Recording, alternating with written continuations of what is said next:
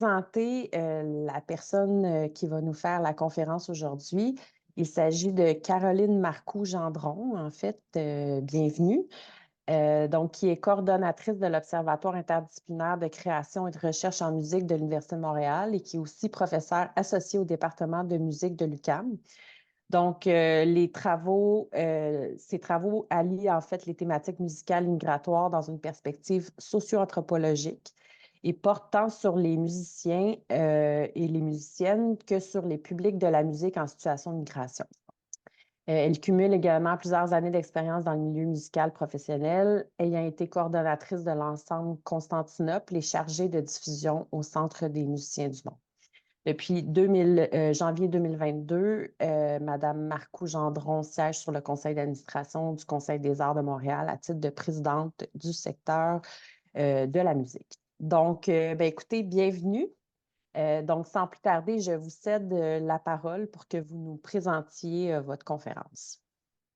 Merci beaucoup. Donc, je vais débuter par le partage d'écran. Voilà. Donc, vous me confirmez que tout est en ordre de votre côté. Excellent. Très bien. Donc, voilà, j'aimerais justement commencer par remercier à mon tour l'équipe du CRIJAD pour cette invitation à vous partager des réflexions qui sont issues d'une enquête que j'ai menée auprès de musiciennes dont les parcours de vie sont marqués par la migration. C'est une intervention, en fait, que j'aimerais commencer par un constat qui va être suivi d'un aveu. Donc, en ce qui a trait au constat, les lectures que j'ai été amenée à faire pour ce projet depuis quelques années, donc des lectures qui relèvent tant de la sociologie que de l'anthropologie, de la musicologie que de l'ethnomusicologie, m'ont fait réaliser qu'il y avait bien peu d'écrits qui portaient sur des musiciennes que l'on pourrait dire migrantes. Un constat qui est sans doute pas étranger, notamment au fait que, d'une part, les pratiques musicales des femmes ont longtemps été négligées par les chercheuses et les chercheurs, et ce, dans bien des endroits du monde. Notamment parce que plusieurs des pratiques musicales féminines se déroulent dans des contextes plus privés. D'autre part, les femmes ont également longtemps été peu visibles dans les travaux en études migratoires, où on s'est attardé davantage aux migrations des hommes dont les femmes étaient considérées comme des accompagnatrices, par exemple en cas de réunification familiale. J'en arrive alors à mon aveu. Je suis moi-même coupable d'une forme d'invisibilisation des musiciennes qui ont migré, sachant que le mémoire de maîtrise que j'ai réalisé ici même à l'Université de Montréal il y a de cela une dizaine d'années portait sur les parcours de carrière de musiciens immigrants d'origine arabe à Montréal. Et c'est un mémoire rétrospectivement que je constate qui n'inclut non seulement aucune musicienne, aucune femme artiste, mais qui ne propose en outre pas particulièrement de perspective là, critique ni réflexive quant au fait qu'il n'y avait pas vraiment de femmes dans les réseaux musicaux que j'ai étudiés alors. C'est plusieurs années plus tard, soit en 2021, après donc mon parcours d'études, après même avoir terminé le doctorat, à l'occasion d'un colloque intitulé Femmes musiciennes du monde, qui était co-présenté par l'OICRM où je travaille à l'Université de Montréal et co-présenté également avec le Centre des musiciens du monde, que j'ai été rattrapée en fait par cet angle mort dans mon mémoire et dans mes travaux précédents. Et c'est à l'occasion, en fait, de ce colloque que j'ai décidé de lancer un projet de recherche exploratoire, donc, dont je vais vous parler aujourd'hui. Ce projet a été l'occasion de m'entretenir avec 10 artistes qui gravitaient autour du Centre des musiciens du monde pour diverses raisons, tantôt pour des résidences artistiques, tantôt pour de l'enseignement ou encore pour des conférences-concerts. Et donc, ces femmes avaient la musique au cœur d'une activité professionnelle et avaient toutes expérimenté la migration en vivant, en étudiant et ou en travaillant dans plus d'un pays au cours de leur vie. Les migrations dont il sera question sont multidirectionnelles. On verra que certaines de ces femmes sont nées à Montréal et se sont déplacées vers l'étranger, alors que d'autres sont nées à l'étranger et ont immigré à Montréal. Ainsi donc, mon questionnement avait trait à l'effet de la mobilité géographique sur les carrières de ces femmes musiciennes, par-delà la direction du mouvement. On va noter donc en ce sens que j'utilise la notion de migrant, migrante dans une acception inclusive, en me détachant de l'acception plus étroite, mais aussi péjorative qui a été renforcée par les médias ces dernières années, et en m'en remettant donc à la définition qui est proposée sur le site de l'Organisation internationale pour les migrations et qui considère le terme migrant comme étant un terme qui englobe toutes les formes de mouvement. Donc, les 10 musiciennes que j'ai rencontrées pour un entretien individuel sous forme de récit de vie et dans 3 cas également pour une table ronde, ont des profils de pratique musicale qui sont très variés. Elles se spécialisent dans des répertoires qui vont de la musique classique persane au flamenco, de la musique classique turque au klezmer ou encore à la musique des Balkans. Mais toutes ont en commun d'évoluer au sein de réseaux musicaux qui sont pour le coup particulièrement spécialisés à Montréal et qui sont qualifiés pour le meilleur et pour le pire de musique du monde à Montréal. Une étiquette sur laquelle j'aurai l'occasion de revenir au cours de cette intervention qui va se dérouler donc en 3 temps. Alors, je vais commencer par poser les bases conceptuelles de ce projet qui cherche à faire dialoguer la sociologie du travail artistique, la sociologie des migrations et la sociologie du genre. Donc, j'ai évoqué un mémoire de maîtrise précédemment qui était en ethnomusicologie, mais je me suis redirigée davantage vers les sciences sociales et j'ai une approche beaucoup plus sociologique ces dernières années.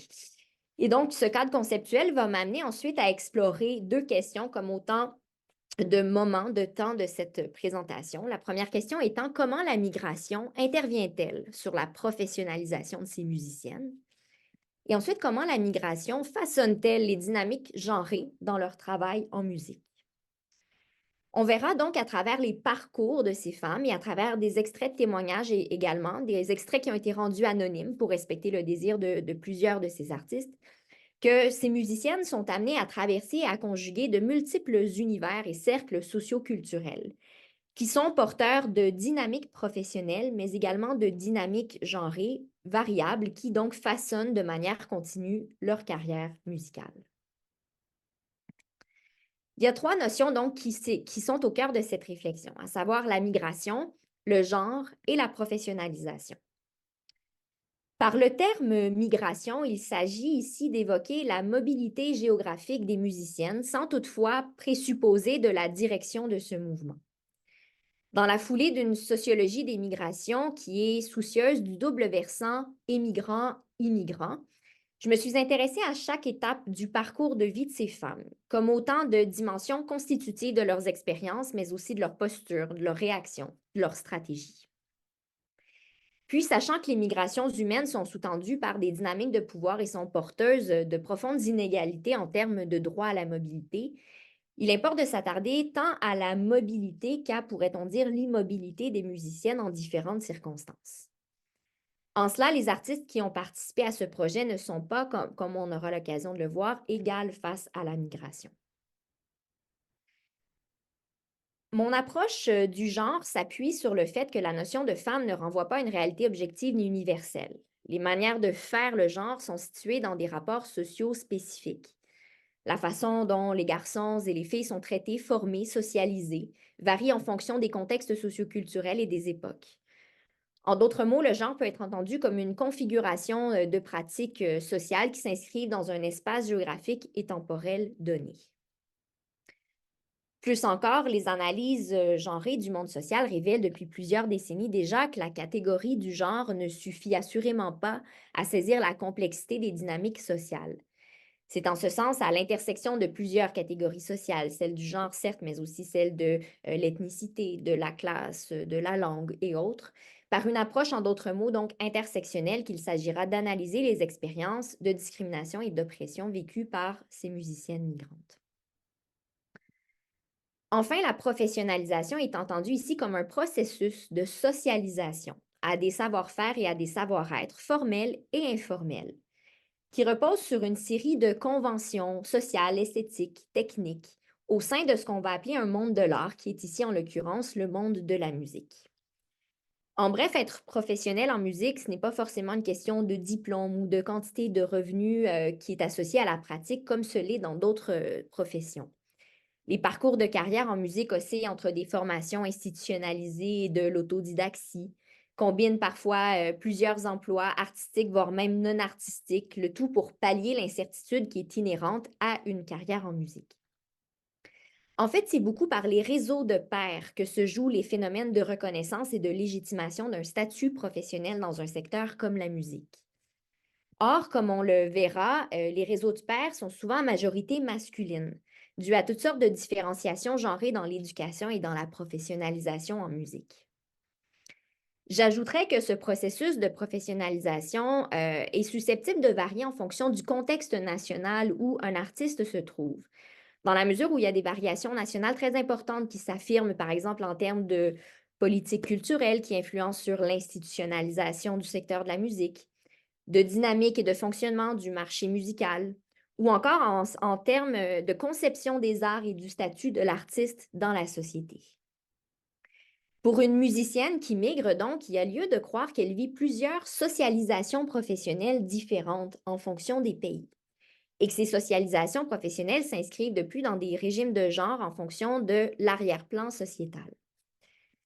C'est à fait à cette séquence de socialisation que je me suis attardée, en essayant de comprendre leur articulation et leurs effets combinés dans les parcours de carrière des musiciennes. Ce qui m'amène donc à la première question qui va nous occuper aujourd'hui. Comment la migration intervient-elle sur la professionnalisation de ces musiciennes? Donc, d'entrée de jeu, il apparaît que la migration engendre toutes sortes de mobilités chez les musiciennes. Quel que soit le pays qu'elles ont quitté et celui qu'elles ont rejoint, de manière temporaire ou plus permanente, la mobilité géographique s'accompagnait bien souvent d'une mobilité sociale ainsi qu'économique. Ce qu'exprime, par exemple, cette musicienne ici, guitariste flamenca, originaire du Québec, mais qui est partie vivre 10 ans en Espagne, puis qui est revenue vivre au Québec et qui dit alors, c'est très difficile parce que j'ai tout laissé là-bas. Ma maison, le studio, tout. J'ai tout laissé, tous mes meubles, tout, tout, tout, tout. Je suis arrivée ici, je suis revenue ici avec 2 valises et ma guitare. Et c'était vraiment tough parce que je recommençais à zéro chez nous.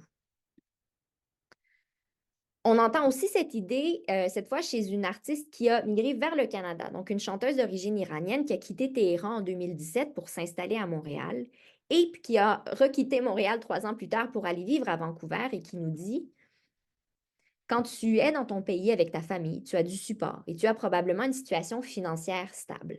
Mais quand j'ai immigré au Canada, la situation financière a changé.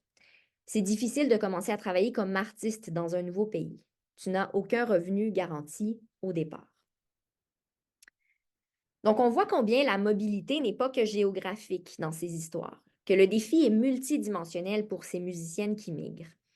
En changeant de pays, ces artistes ont d'abord expérimenté une mobilité économique descendante, ce qui n'est pas anodin dans un contexte de carrière musicale offrant déjà peu de stabilité financière. Plus encore, la migration entraîne souvent un effritement des liens sociaux, du moins ceux immédiats dans l'environnement local, ce qui exacerbe les difficultés alors que le tissu social d'un artiste peut précisément constituer son filet de sécurité contre la précarité financière dans une carrière en musique.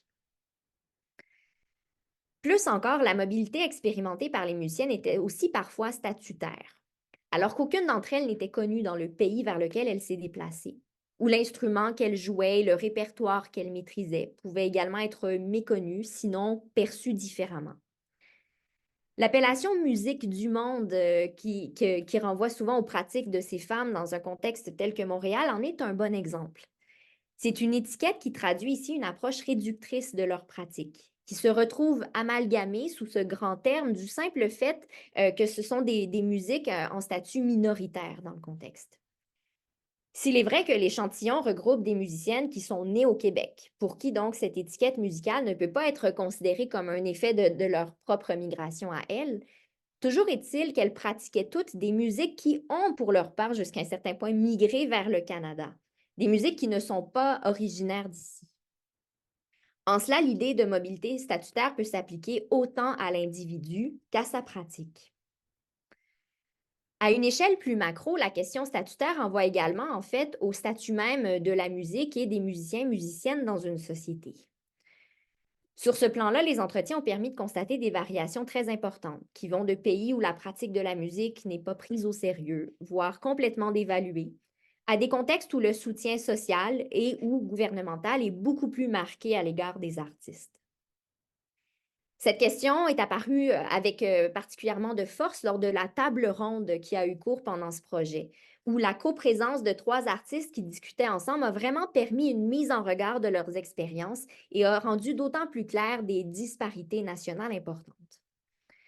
Les 3 donc participantes à cette table ronde ont parlé de leur contexte sociopolitique et culturel d'origine. Toutes avaient donc immigré au Canada dans ce cas. Et donc, on pouvait relever des différences très marquées en termes de place de la musique et du statut des musiciennes et des musiciens dans ces sociétés. D'un côté, il y avait une artiste d'origine iranienne et une autre d'origine turque qui faisaient état d'occasions plutôt limitées pour les musiciennes, respectivement en Iran et en Turquie, avec un soutien gouvernemental bien moindre qu'au Canada et plus encore une faible reconnaissance générale des artistes dans la société.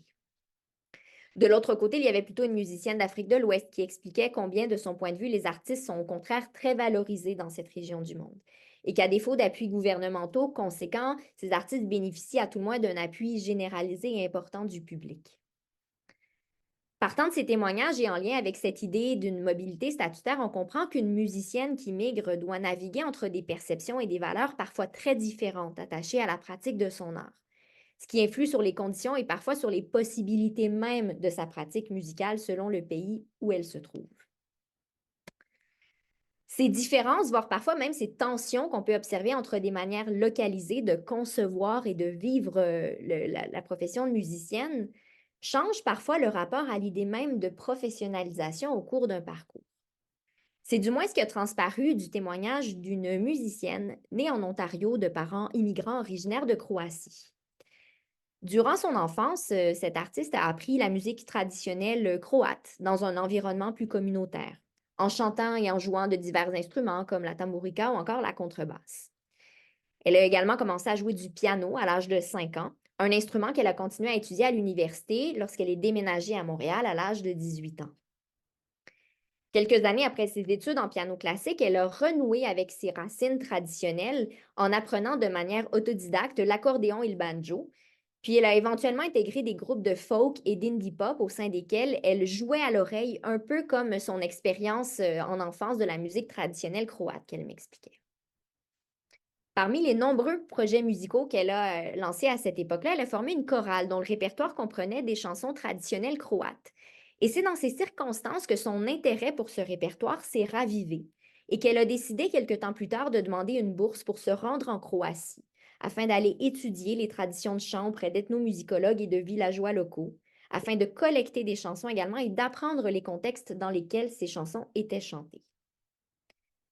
À son retour à Montréal, elle a alors formé un ensemble avec 3 autres musiciennes qui se réunissent pour chanter des chansons traditionnelles des Balkans et dont les présentations publiques sont, et je la cite ici, moins à propos de performance que de fonction sociale, de fonction participative, à la manière dont l'étaient ces traditions de chant et ces chansons dans les villages d'où elles proviennent. Mais c'est pas facile à faire lorsque vous vous présentez comme un ensemble et que les gens s'attendent à ce que vous performiez. Donc, pour cette artiste croato-canadienne, on voit donc comment la pratique de plus en plus soutenue des chants traditionnels des Balkans, doublée d'un séjour dans des villages en Croatie, l'a amené à réévaluer sa relation à la musique et à la performance de cette musique, qui est pourtant la manière dont elle gagnait sa vie depuis des années. Elle m'expliquait avoir notamment réorienté ses activités musicales professionnelles vers l'enseignement parce que ça lui permet de véritablement mettre en œuvre cette musique participative dans son travail, plutôt que d'être dans une dynamique de performance comme le commande la scène. En cela, je dirais que cet artiste incarne bien l'idée de l'ethnomusicologue Denis Laborde, voulant que la professionnalisation en musique, ce n'est pas un modèle univoque ni universel pour les musiciennes et musiciens de toutes les traditions. En effet, on se constate ici comment les circulations de cet artiste entre des provinces, des pays et des pratiques musicales différentes induisent un lent changement dans sa façon de concevoir son rapport au travail en musique. Ces transformations de rapport à la professionnalisation se manifestent aussi à travers les détails du quotidien d'une artiste. Par exemple, les codes et les conventions qu'elle connaît et qu'elle mobilise. Une musicienne, pour sa part, issue d'une famille de griots d'Afrique de l'Ouest, c'est-à-dire des poètes musiciens qui donc apprennent par tradition orale de génération en génération, m'a parlé d'une transformation dans sa vision du travail musical à Montréal. La musique est alors devenue pour elle plus professionnelle que proprement sociale, comme le commande le rôle des griots et des griottes dans une société. Elle distinguait d'ailleurs très clairement l'artiste de la griotte dans son entretien, qui sont deux statuts pourtant intrinsèquement liés à la musique. Dans ce passage-ci, elle m'expliquait donc le moment où elle a intégré de nouveaux réseaux musicaux à Montréal. Donc, elle me dit, dans les manières de travailler, ça a été enrichissant au fond, parce que moi, quand j'ai quitté le cocon traditionnel, je n'ai pas quitté, mais quand j'ai fait le déplacement pour vouloir comprendre ailleurs, j'ai appris plein de choses. Je n'étais pas confortable, mais je suis devenue confortable, parce que j'apprenais de nouveaux codes, des façons de faire. On s'est enrichi des uns et des autres avec ces nouveaux codes-là. J'ai amené beaucoup de ça aussi dans nos communautés, et puis montrer à notre communauté qu'on est capable d'être professionnel, malgré qu'on est des artistes traditionnels et qu'on a des bases traditionnelles. Les mobilités qui étaient en jeu dans le parcours de cet artiste sont multiples. D'abord, il y a la mobilité géographique de l'Afrique de l'Ouest vers le Canada, puis les mobilités sociales et musicales entre des réseaux de pairs distincts. Le réseau qu'elle nomme plus traditionnel avec cette communauté, comme elle le dit, ouest-africaine. Ou alors le réseau plus mixte de différents projets, notamment des projets à teneur électro. C'est en naviguant en fait à travers ces différents mondes qu'elle a progressivement pris conscience de différentes formes que peut prendre le travail en musique, de différents savoir-faire et savoir-être propres à ce processus qu'est la professionnalisation. En gros, de différentes attentes sociales à l'égard d'un musicien et d'une musicienne. Ces nouveaux codes qu'elle a dit avoir découverts et qui lui ont permis d'être professionnelle dans ses mots dans le contexte montréalais, se sont appris donc au contact d'autrui, au fil d'interactions socialisatrices avec des pairs du milieu musical. En cela, une pratique qui est dite professionnelle, par contraste à une pratique amateur dans la sociologie du travail artistique, passe notamment par cette appartenance à des réseaux, via lesquels se déploient toutes sortes de phénomènes de reconnaissance, mais aussi de cooptation qui engendrent les opportunités de travail. Le caractère central des réseaux dans le travail en musique n'est pas anodin lorsqu'il s'agit de réfléchir aux carrières d'artistes qui migrent, puisque la mobilité géographique transforme inévitablement les réseaux, souvent en les affaiblissant ou du moins en les reconfigurant de manière transnationale. La question des réseaux ici, elle est d'autant plus pertinente que ceux-ci sont également souvent majoritairement masculins en musique, du fait de différenciations genrées dans la scolarisation et la professionnalisation dans ce domaine. Dès lors, ce sont des réseaux qui sont des lieux d'observation privilégiés des dynamiques genrées vécues par des femmes dans le milieu musical. Ce qui m'amène donc à la prochaine question, la deuxième question de cette intervention. Comment la migration façonne-t-elle les dynamiques genrées dans le travail en musique? Donc, quel que soit le point de départ et le point d'arrivée de leur migration, les musiciennes ont témoigné de transformations dans les rôles et dans les dynamiques genrées vécues en musique. Un premier exemple est celui d'une saxophoniste montréalaise pratiquant les musiques klezmer, turques et des Balkans, qui a donc mené des séjours prolongés en Turquie et en Europe de l'Est, au cours desquels elle a vécu une sorte de choc culturel, le nommait-elle, relatif au rapport homme-femme, à l'attitude et à l'insistance parfois des hommes à son égard, par comparaison à ses collègues masculins à Montréal. Elle expliquait notamment avoir revu sa manière de se vêtir en priorisant des tenues plus amples et plus discrètes, ou avoir reconsidéré le fait même d'aller assister à des concerts seule, une habitude qu'elle avait à Montréal pour réseauter avec ses pairs, mais qui suscitait des regards interrogateurs et surpris dans une ville comme Istanbul. Or, cette musicienne disait aussi avoir constaté que le traitement auquel elle avait droit lui semblait d'autant plus différent qu'elle était considérée comme une Américaine dans ces contextes. On dirait que pour eux, on est n'importe qui n'est pas de la Turquie ni des Balkans, qui vient pour apprendre la musique, ils sont comme Oh, American people. Ils sont comme plus ouverts, ils sont plus pour le mieux ou pour le pire. Ils sont comme plus free. Mais certains des hommes pensent que les Américaines sont très free. Ainsi, ce n'était donc pas seulement le fait d'être une femme dans un milieu musical d'emblée dominé par des hommes qui apparaissait l'enjeu, mais le fait ici d'être une femme considérée comme une Américaine, qui a d'autant plus contribué à cette façon dont ses pairs masculins interagissaient avec elle. En d'autres mots, c'est au carrefour de plusieurs catégories sociales ici, celle du genre, celle de la culture, de la nationalité, que semblaient s'être construits ces perceptions et ces stéréotypes à son égard, alimentant le comportement des hommes en sa présence. Un autre exemple est celui d'une guitariste flamenca québécoise qui a évolué dès son enfance dans les réseaux musicaux espagnols à Montréal, mais elle m'a expliqué que ce n'est qu'à son premier voyage en Espagne à 22 ans qu'elle a réalisé combien il était atypique et difficile pour une femme d'être guitariste en flamenco. Les personnes qui ont remis en question sa pratique, voire même qui ont refusé de partager la scène avec elle, sont nombreuses durant les 10 années qu'elle a vécues là-bas. En soi, c'est des attitudes qui ne sont pas si surprenantes si l'on tient compte des multiples associations genrées qui caractérisent l'histoire du flamenco, mais aussi de la professionnalisation principalement masculine de la guitare flamenca en Espagne au 20e siècle.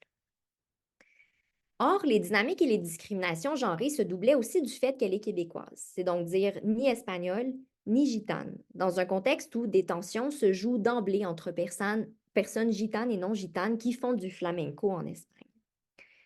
Lorsqu'elle est arrivée dans ce pays, certains la surnommaient guiri, qui est un terme péjoratif pour désigner des étrangers qui vont en Espagne pour étudier et qui prétendent savoir jouer du flamenco. Même après des années de pratique professionnelle soutenue, il est arrivé que des gens viennent la voir après un concert pour lui avouer qu'ils étaient d'abord venus se moquer de cette Québécoise guitariste avant de se rendre compte qu'elle savait vraiment jouer. Ainsi, elle s'est longtemps sentie comme un imposteur en Espagne, disant que de venir d'un autre pays et de jouer du flamenco en Espagne, d'être une fille et d'être québécoise, c'est sûr que c'est stressant parce qu'à chaque fois que tu montes sur une scène, oui, il y a du jugement. Donc, une fois de plus, on voit les dynamiques sociales décrites ici qui ne peuvent être comprises à travers le seul prisme du genre. Elles résultent plutôt d'un mélange complexe d'enjeux genrés, culturels, nationaux, ethniques, ancrés qui plus est dans un contexte socioculturel et historique spécifique qui est celui de la scène musicale flamenca en Espagne au début des années 2000. Cette perspective analytique intersectionnelle s'applique aussi aux musiciennes qui sont nées à l'étranger et qui ont immigré à Montréal, qui ont parlé de difficultés et d'obstacles, chaque fois liés à une combinaison de facteurs. Donc, on a ici un premier témoignage. Si j'appelle un diffuseur, surtout à l'extérieur de la région de Montréal, et je lui dis mon nom, il s'attend à ce que la personne qui va venir chanter en espagnol, OK, sache à peine parler français. Donc, il est très surpris de m'entendre parler français. Donc, il y a des préjugés, mais c'est par rapport à l'origine ethnique. Ou encore cet artiste qui nous dit faire une place dans la société pour la femme afro que je suis et la femme musicienne que je suis. Parce que c'est pas évident du tout. C'est un milieu d'hommes et pour être dans ce milieu d'hommes, il faut être mentalement prête, physiquement prête. Donc, pour la première artiste, son origine ethnique et sa langue maternelle ont été les principaux enjeux qu'elle a relevés dans sa carrière musicale. Les préjugés qu'elle dit avoir rencontrés étaient surtout le fait de ses origines sud-américaines, associées à une langue, l'espagnol, différente de la langue majoritairement parlée au Québec, le français. Plus encore, beaucoup de gens méconnaissaient son genre musical, procédaient à toutes sortes d'amalgames qui nourrissaient des stéréotypes éloignés de sa véritable proposition artistique. Pour la seconde artiste, c'est plutôt une combinaison de questions genrées, ethniques, raciales qui sont soulevées dans cet extrait d'entretien et qui interagissaient dans les épreuves et difficultés qu'elle avait rencontrées, dans les assignations identitaires de certaines personnes, du milieu musical à son égard, qui la ramenaient parfois davantage à des questions d'immigration, de genre et de racisation qu'au fait d'être une artiste à part entière. Enfin, on ne peut pas faire fi de la précarité financière qui découle souvent de la migration, dont j'ai parlé d'entrée de jeu, et qui s'ajoute aux facteurs vulnérabilisants pour plusieurs de ces femmes, du moins dans les premières années passées dans un nouveau pays. En cela, donc, les difficultés vécues par chacune de ces artistes se situent toujours à l'intersection de multiples axes de différenciation sociale, combinant variablement le genre, l'ethnicité, la langue, la classe, les questions de race et autres, qui ensemble, donc, co-construisent des situations d'inégalité et de discrimination. J'ajouterais qu'une véritable lecture intersectionnelle doit tenir compte du statut et des conditions migratoires d'une personne. Le niveau d'oppression et de vulnérabilité d'une musicienne dite migrante ne peut pas se comparer s'il s'agit, par exemple, d'une musicienne que j'ai rencontrée qui était originaire d'Afrique centrale, qui avait immigré au Canada et qui confiait que tout le monde dans son pays cherche à partir vers l'Europe ou l'Amérique du Nord, et ce, quel qu'en soit le prix. Pour qui donc le retour dans son pays n'était pas une option. Tout ça par comparaison à cette musicienne québécoise, guitariste flamenca dont je vous ai parlé, qui a certainement vécu son lot de discrimination en Espagne pendant 10 ans, mais qui a décidé de son plein gré de rentrer au Canada ensuite et qui dit désormais pouvoir retourner jouer en Espagne pour le plaisir, parce qu'après, et je la cite, elle peut revenir dans son petit confort au Québec.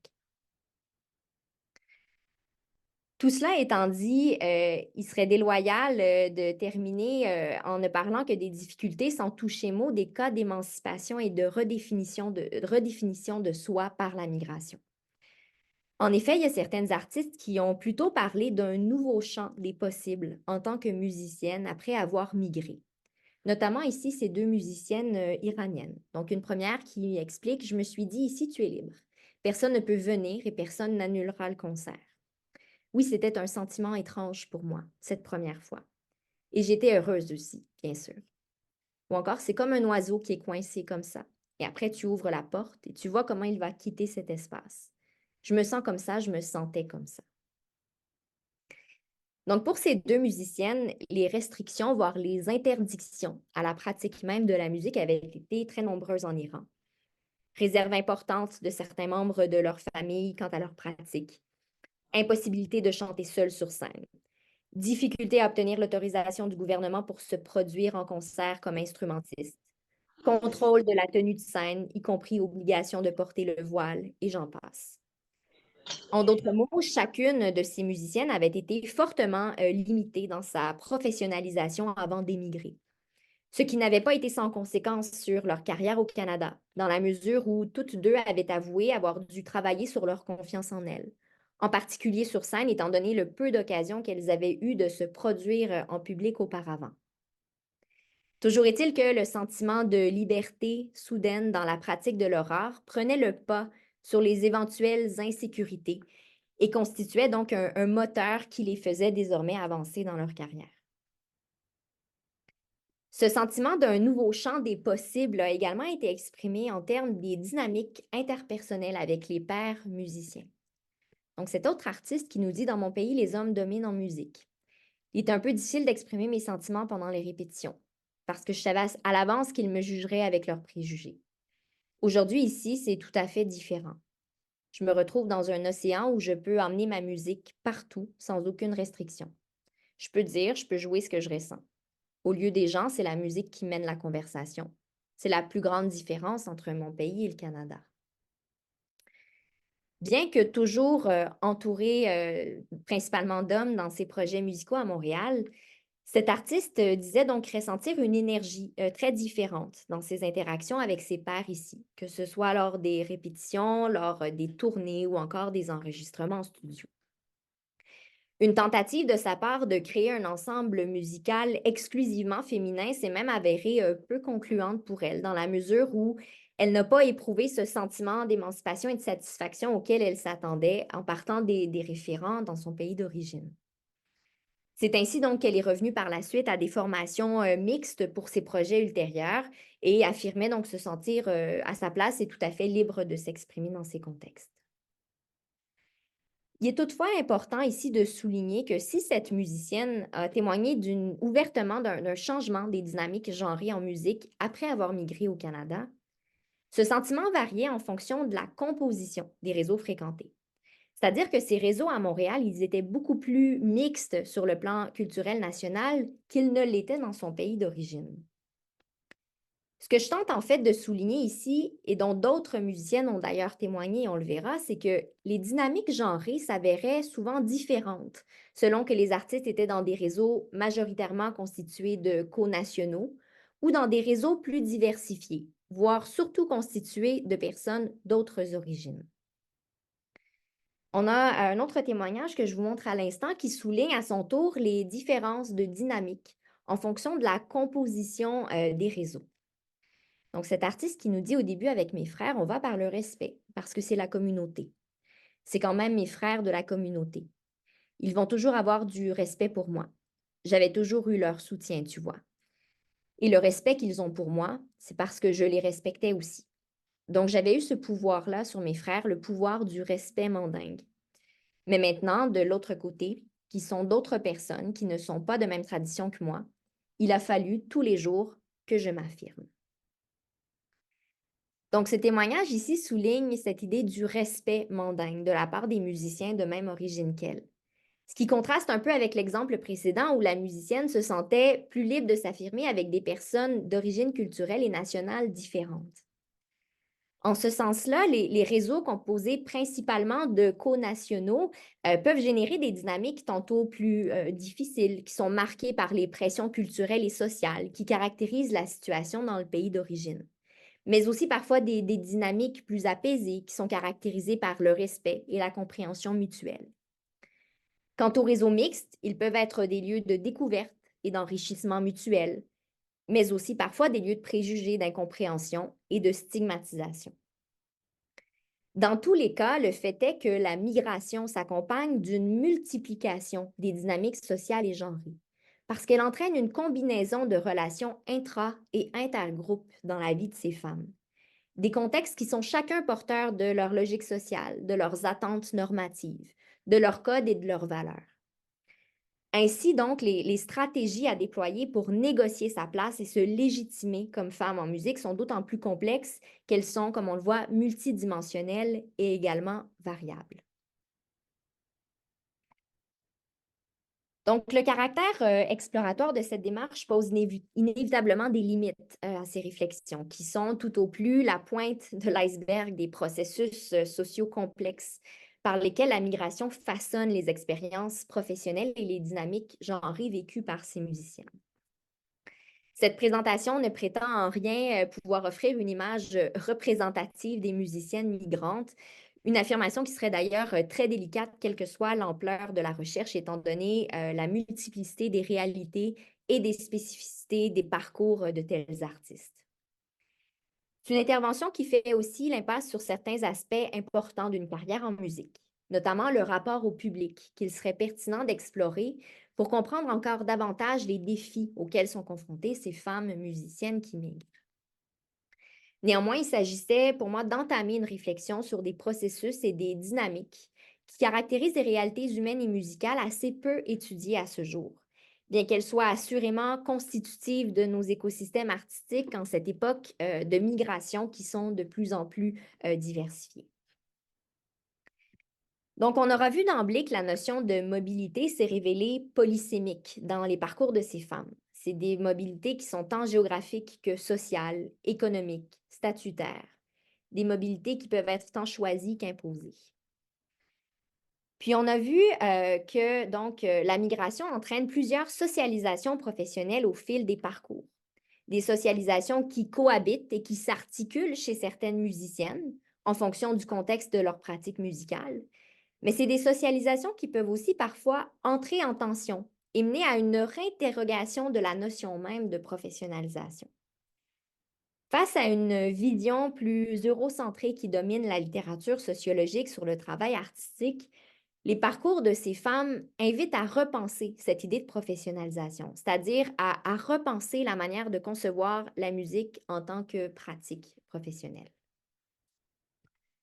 Enfin, la migration nous oblige également à réexaminer les dynamiques de genre dans le travail quotidien de ces musiciennes, qui font l'expérience de multiples mobilités qui les placent au cœur d'un nouveau réseau de rapports de pouvoir, où s'opère donc une réarticulation des axes de différenciation sociale qui co-constituent et co-construisent différentes expériences de domination.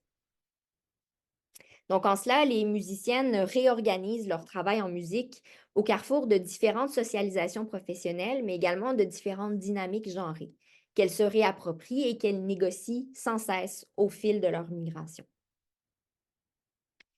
Il y aurait encore beaucoup à vous dire sur les parcours de ces femmes, incluant les nombreuses stratégies qu'elles déploient pour se légitimer et pour être reconnues en musique.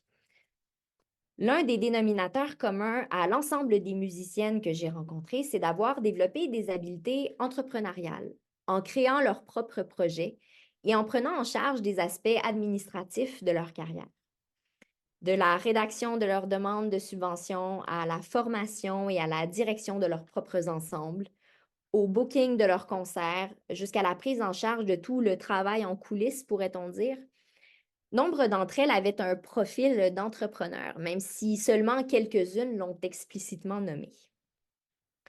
Si cette attitude reflète un certain degré de contrôle et un désir d'autodétermination, c'est une attitude qui implique également tout un travail informel qui est éloigné de la pratique musicale comme telle. D'une certaine manière, ce type de travail invisible est assez peu valorisé que ces musiciennes prennent en charge pour pallier les difficultés à s'affirmer en tant que femmes dans la musique et peut-être précisément ce qui contribue à leur invisibilité dans la profession. Ainsi, ce qu'on pourrait être tenté de qualifier d'une forme d'empowerment mérite à son tour d'être réinterrogé à l'aune des nombreux rapports de pouvoir et des inégalités sous-jacentes, qui sont le lot de bien des musiciennes, voire encore plus de bien des musiciennes migrantes. Je vous remercie beaucoup de votre présence et attention.